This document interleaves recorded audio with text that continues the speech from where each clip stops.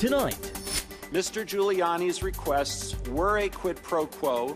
the Democrats' big fish witness is out in the open, We followed the president's orders. offering damaging testimony at today's public impeachment hearings. And now, here's my response that he gave, just gave.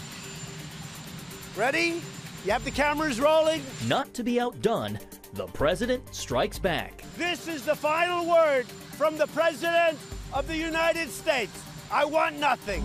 Plus, why a majority of deeply divided Americans support religious freedom. We're going to have a lot more earthquakes. And what's behind the fear that thousands of small earthquakes could be heading for the big one.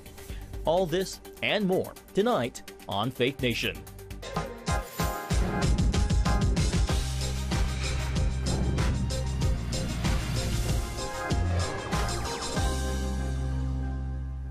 A Trump-appointed ambassador acknowledges there was a quid pro quo and then seemingly undercut his own testimony. Welcome to Faith Nation. I'm John Jessup. And I'm Jennifer Wishon. Today on the Hill, EU Ambassador Gordon Sondland delivered his highly anticipated testimony. But the jury's still out if his testimony convicts or exonerates the president. Here with us now for our continuing full-team coverage of the public impeachment hearings, CBN News White House correspondent Ben Kennedy, CBN News chief political analyst David Brody, and CBN News Capitol Hill correspondent Abigail Robertson. Abigail, let's start with you. What's been the reaction there on Capitol Hill? Well, John, both sides are claiming victory after Ambassador Sondland's testimony. Republicans maintain that his account today is proof President Trump was not involved in any quid pro quo, while Democrats are claiming the exact opposite. And I'm worried that the bigger picture is being ignored. I think today's testimony is among the most significant evidence to date. Chairman Adam Schiff claims this as a very important moment for the impeachment inquiry. It was the conditioning of official acts for something of great value to the president, these political investigations. It goes right to the heart of the issue of bribery, as well as other potential high crimes or misdemeanors. But we also have heard for the first time that knowledge of this scheme was pervasive. While Republicans flag this point made repeatedly by Sondland. The president never told you about any preconditions for the aid to be released? No. Sondland claims he thought a quid pro quo existed, but not in regards to holding up aid. As I testified previously, Mr. Giuliani's requests were a quid pro quo for arranging a White House visit for President Zelensky. Mr. Giuliani demanded that Ukraine make a public statement announcing the investigations of the 2016 election, DNC server, and Burisma. Eventually, he presumed the hold on security assistance played a part as well. That was my presumption, yeah. While still making clear he never got a presidential directive. My testimony is I never heard from President Trump that aid was conditioned on an announcement of elections. And recounted on a phone call with President Trump, he asked point blank what Trump wanted from Ukraine. He said, I want nothing. I want no quid pro quo. I just want Zelensky to do the right thing, to do what he ran on. Much like Tuesday's witnesses, Sondland also testified at the time he did not equate investigating Burisma with the Bidens. It was always Burisma to me, and I didn't know about the connection between Burisma and Biden. Republicans also questioned if it was really that unusual to hold up foreign aid. President Trump does not like foreign aid to start with. Is that correct, Ambassador? I've heard that, yes. Before the president can certify foreign aid and send foreign aid, there has to be certification that there's no corruption. You're aware of that now? I am now, yes.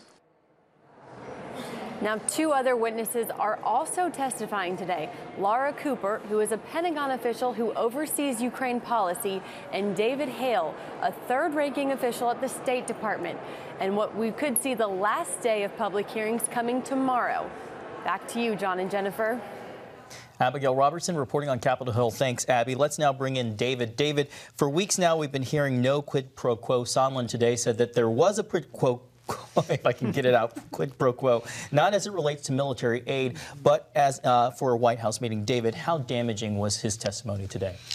Well, first of all, let's start with something everybody can agree on. The testimony was definitely damaging, but here's the question. Was it damaging to Trump or was it damaging to Democrats? And I think that's really obviously what's at play here. A lot of bombshells today. The first one was the big one at the beginning. Yes, there was a quid pro quo. Big soundbite. Democrats went crazy, loved it. But remember, that quid pro quo was not for the military aid that we've heard so much about. It was for a White House meeting with Zelensky. And then there were a couple other bombshells that came out later that helped Republicans. In essence, Sondland admitting with Donald Trump, saying they had a conversation where Trump said, I want nothing. I don't want a quid pro quo. And then later on, basically, Sondland saying no one on the planet ever tied any military aid to the Burisma-Biden investigations, Trump or anyone. So those were a couple bombshells on the Republican side. Well, as you point out, David, in his testimony, Ambassador Sondland made it clear that he never received a direct, clear message from the president regarding Ukraine. So does this testimony really change anything? Well, I don't think it's going to change anything in the court of public opinion, but let's do an apples to apples for a moment and go back, if we can, to 1972. I mean, look, in 1972, there was a tape. Richard Nixon, he was on tape basically saying, look, let the FBI stop this Watergate burglary investigation. I don't want anything. It was his words, Richard Nixon's words. Well, now we have Donald Trump's words, and Donald Trump's words are, I want nothing. I don't want a quid pro quo. And he actually told Sondland, go tell the truth. So there's your 2019 version of impeachment compared to Richard Nixon in 1972. And I think people might want to marinate on that for a little while. David, Sondland implicated others today, saying everyone was in the loop, including Pence, Pompeo, Mick Mulvaney, Ambassador John Bolton. Does this potentially expand the investigation? Well, it should, but it won't. I mean, Democrats want to get this thing wrapped up by Christmas and have this nicely put in a bow under the Christmas tree. But look, Pompeo needs to testify. Vice President Pence would need to testify. Mulvaney, Bolton. I mean, the list goes. Giuliani would need to testify. The problem is if they do all of that, this won't be wrapped up until, let's call it July, August of 2020. Democrats don't want that. The question is, how much of the truth are we really getting if a lot of these folks aren't even testifying in the first place? David, you know, the president and his defenders have called this a sham, a witch hunt, a circus. How much do you think the American public will really pay attention to the impeachment hearing today? Yeah, I think they've tuned out. I'll be honest with you. Sondland's going to get some headlines. Maybe it'll give it a little bump today. This was the biggest of all of the days. But I just saw a poll, very reputable poll in Wisconsin, a key battleground state.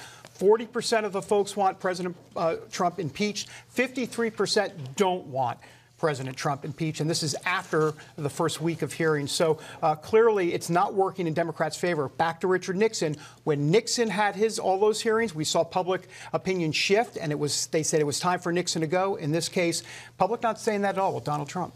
All right. Thank you, David. Thank you. Back to Ben Kennedy at the White House. Ben, President Trump directly weighed in on today's public hearing. Yeah, John, Jennifer, he did. President Trump watched from right here behind me at the White House as Ambassador Sondland delivered explosive testimony, as you guys were just talking about, that there was, in fact, quid pro quo with Ukraine and that he was acting under direct orders from Trump through his personal attorney, Rudy Giuliani. I'm going to go very quickly, just a quick comment on what's going on in terms of testimony. Leaving the White House, President Trump read directly from a transcript of today's testimony. He asks me, screaming, what do you want from Ukraine? It was a very short, abrupt conversation. He was not in a good mood. He's not in a good mood. I'm always in a good mood. I don't know what that is. I keep hearing all these different ideas and theories and this and that. What do you want? And now, here's my response that he gave, just gave. Ready? You have the cameras rolling? I want nothing. That's what I want from Ukraine. That's what I said. I want nothing. I said it twice. As Trump insisted again he did nothing wrong, he then pushed back on Sondland's testimony. I don't know him very well. I have not spoken to him much. This is not a man I know well. Seems like a nice guy, though. But today, that nice guy threatens to crack the impeachment inquiry wide open. Trump disagrees, calling for people to read the transcript and insisting the phone call was perfect. Then he says, this is the final word from the President of the United States. I want nothing. Thank you, folks. Have a good time. I'm going to... Now, the White House released a statement earlier today saying Democrats are chasing ghosts and that Sondland's testimony only reiterated that Trump wanted nothing from Ukraine. John, Jennifer? Ben Kennedy at the White House, thank you.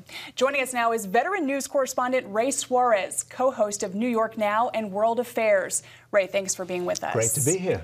You know, we saw the president give that dramatic reading of Sondland's testimony. He views it as an exoneration of any impeachable offenses. How is that strategy working? Well, that remains to be seen, but let's remember that Donald Trump says a great many things about a great many things, often contradictory, internally contradictory, so that he'll contradict himself a week from now.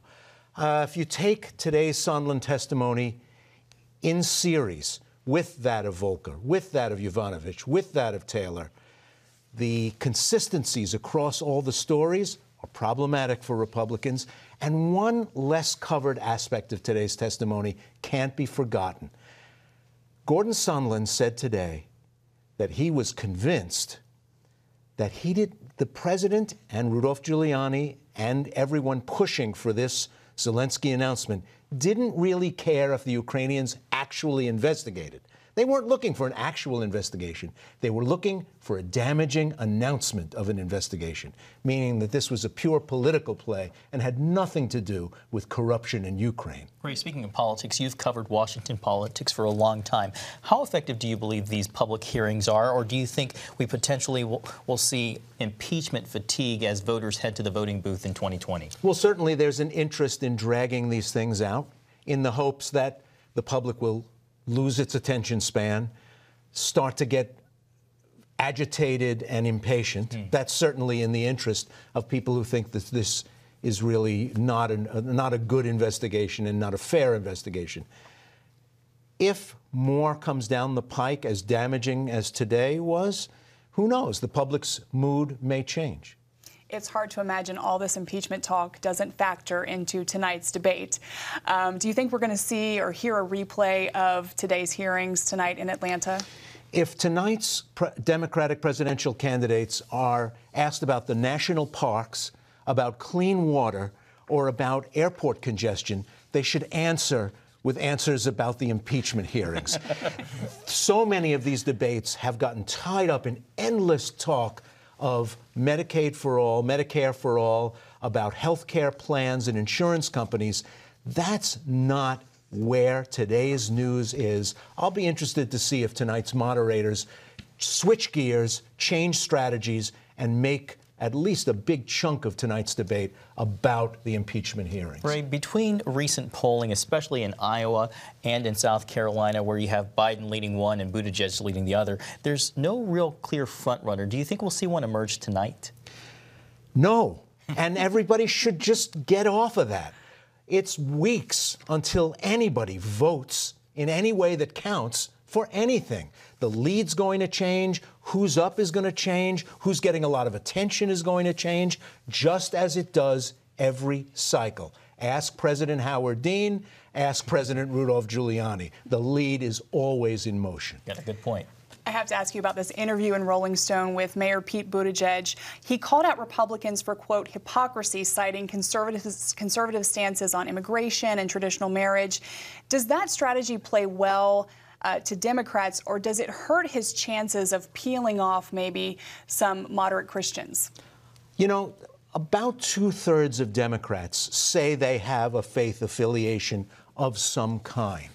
The idea that talking about personal faith and how it informs public life is anathema for Democrats is a myth. It's always been a myth. Mayor Pete, so far, is doing well with this strategy, and it's a reminder that there's many ways to approach the Gospels and many ways to approach Christianity in the public sphere. Ray Suarez, thank you. Good to see you both. Thanks, Ray. When we come back, the one issue bringing a majority of Americans together, even with an increasing divide over so much else.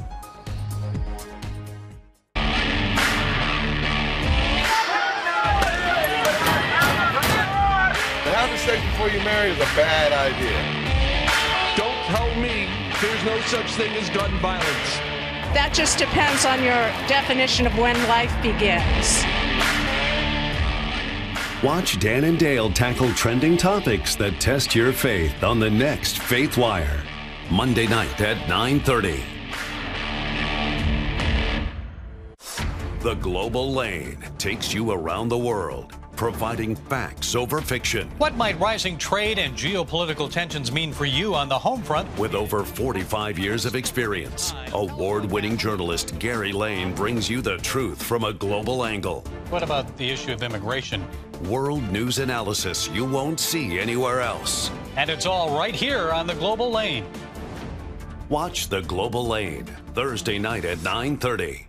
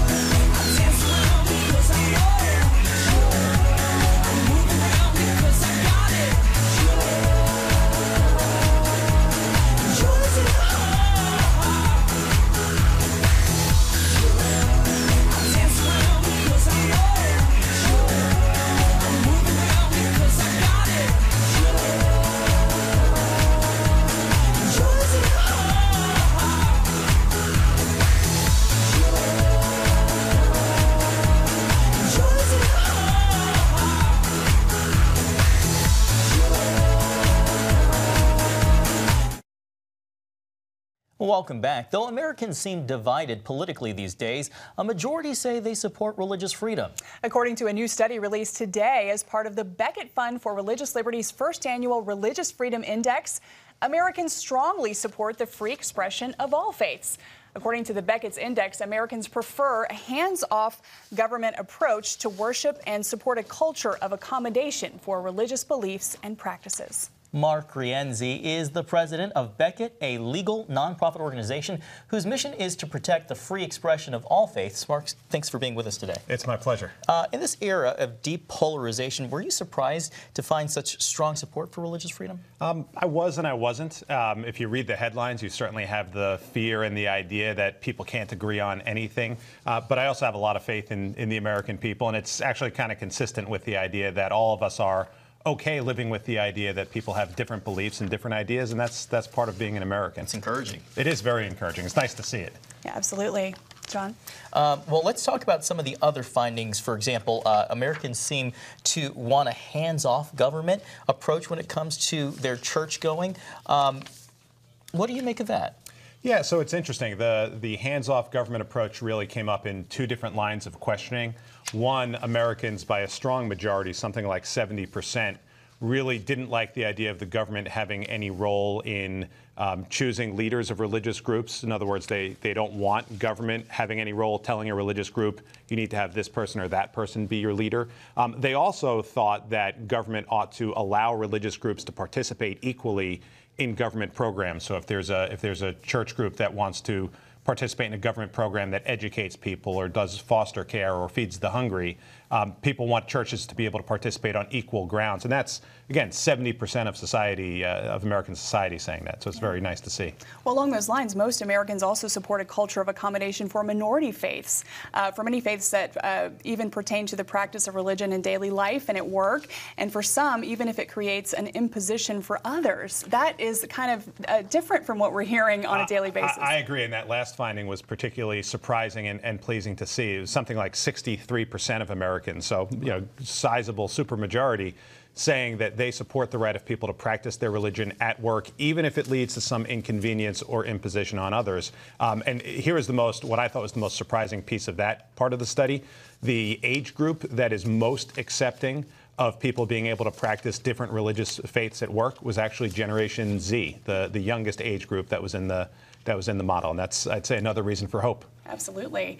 Well, how does this index provide a 30,000 view perspective on religion in America? So if you think about how do you usually see religious liberty in the press, you usually see it in the context of whatever the latest hot button case is, whether it's the cake baker or something else. And I think all those are actually very important cases, but it tends to give you a view of religious liberty that's narrowly focused on what do people think about one particular issue. The goal of this index is to start asking much broader questions. So it's 21 different questions that are asked, and to ask the same questions year over year. So we can start to see the broader picture of what do people think about religious liberty, not just how do they feel about the latest thing that people are shouting about on the internet or on television, but how do they feel more broadly about the principle? And again, we're very pleased to see such nice results. Only about a half minute left, but do you think these findings are lasting, even as we seem to be more polarized than ever? The truth is, I think they are. I think you have people on either end who may want to shout at each other, but I think you have a lot of good, reasonable people in the middle who are okay with the idea that their neighbors may have different beliefs about important things and who accept differences. And that's ultimately what America is all about and really has been since our founding. Mark Rienzi, thank you. Thank you. Thanks, Mark. Coming up, how thousands of small earthquakes across the nation may indicate the potential for something catastrophic. That story next. Yeah, I got the I'm dancing around because I want it. I'm moving around because I got it. Yours in the heart. I'm dancing around because I want it. I'm moving around because I got it. Yours in the heart. On the home front. Thanks for joining us for CBN's On the Home Front, where we highlight what the men and women of America's military do to defend our country. CBN honors the men and women in our military with an initiative called Helping the Home Front. It partners with churches across the country to meet the needs of their military families, from repairing homes to wiping out medical bills for wounded veterans. On the Home Front, Tuesday morning at 10:30. If you want to be an attorney with a passion for serving people and for excellence, Regent University needs to be high on your list. Regent's award-winning law school doesn't just create lawyers. We create leaders, judges, prosecutors and defense lawyers, civil litigators, and leaders in government. My focus has been trying to really make sure we have the future leaders we need for the bench and the bar and for society generally.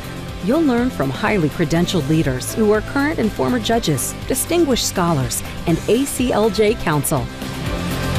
I'm so glad I chose Regent. The relationships here have been amazing. The faculty have been amazing. Not everybody's called to the same thing when they leave law school, but they're called by a God who has a purpose for their lives, and He is going to use that education to make a difference in the world. Regent will prepare you to be a purpose-driven, practice-ready lawyer. To start your rewarding law career, complete the online application, submit your transcripts, and take the law school admissions test by July. Apply today.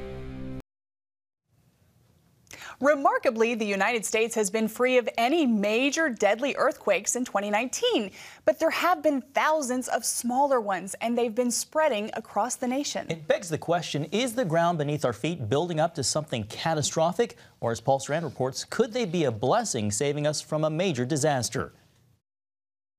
More than 100,000 aftershocks have rumbled California since a 4th of July quake hit the Mojave Desert, followed by a 7.1 the next day. I mean, everything was moving, the walls were just moving, everything. In October, 5 large earthquakes shook the Pacific off the Oregon coast. Worrisome since that's home to the Cascadia subduction zone. Important because it could someday unleash what's likely to be America's deadliest natural disaster on everything west of Interstate 5. Scientist Jeff Zwierink at California's Reasons to Believe Institute says it's no surprise there's so much action on the west coast. You just look around the whole Pacific Ocean. That area is just surrounded by tectonic plates that are moving and sliding over one another. And while he thinks California is prepared well for its inevitable quakes, 9 out of 10 commercial buildings and 8 out of 10 homes there still have no earthquake insurance. We're going to have a lot more earthquakes and we're going to have a lot stronger shaking. Dr. Jones estimates if that Mojave Desert quake had hit LA instead, it might have cost $200 billion in damages. Elsewhere, more than 140 quakes hit Oklahoma just in October. But they may have an interesting origin. Small-scale earthquakes that it looks like are human-caused. Some of that's related to the way we're drilling for oil down there. But he doesn't find the swarms of quakes around the U.S. at all surprising. There's some stuff in the Midwest, Missouri area, the New Madrid Fault. There's obviously stuff along the California coast. These are just places where we expect tectonic activity to happen. Zwierink says no seismologist can really say whether these swarms will lead to the big one many fear. As plates move, there's going to be energy built up there. And so in some sense, this a whole bunch of small earthquakes may be better than a bunch, or a couple of larger ones, because you kind of dissipate that energy little bits at a time instead of having one big one that releases all the energy. This man of science and faith says, don't let excessive fear eat you up. You exaggerate it and say, oh, we're in imminent danger of having this big one that's going to wipe out humanity. Just as a Christian, I see it's best to be aware of what's going on, be adequately prepared and knowledgeable of it, but not make it a bigger deal than it is. His other recommendation, do everything FEMA advises in its When the Earth Shakes video, and you should be good to go. Are your emergency kits packed? What about your family, your friends? Do they know what to do, how to get in touch, and where to meet? Paul Strand, CBN News, Washington. Coming up, why there's some beautiful news for a beautiful day in the neighborhood. Next. If you want to be an attorney with a passion for serving people and for excellence, Regent University needs to be high on your list. Regent's award-winning law school doesn't just create lawyers. We create leaders, judges, prosecutors and defense lawyers, civil litigators, and leaders in government.